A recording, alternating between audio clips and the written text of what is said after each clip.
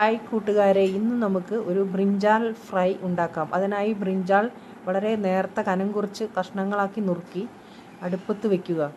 കുറച്ച് വെള്ളം ഒഴിക്കണം. ഇങ്ങനെ ഒഴിച്ചു വരുന്നതിന് ശേഷം പകുതി ഭാഗം വെന്തതായി കാണുമ്പോൾ അതിലേക്ക് മല്ലിപ്പൊടി, മുളക് പൊടി, ഉപ്പ് എന്നിവ ചേർത്ത് പിന്നെയും വേവിക്കുക.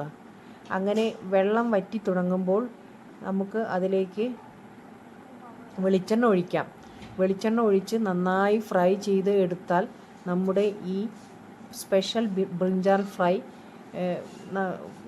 റെഡിയായി കഴിഞ്ഞു. ഇത് ഒരിക്കലെങ്കിലും ഉണ്ടാക്കി നോക്കണം. വളരെ നല്ല ഒരു ബ്രിഞ്ചാൾ ഫ്രൈ ആണ്, വഴുതനങ്ങ ഉപ്പേരിയാണ്.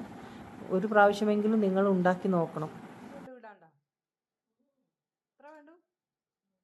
കുരുമുളകൊന്നും വേണ്ട, ഉപ്പിട്ടില്ലേ?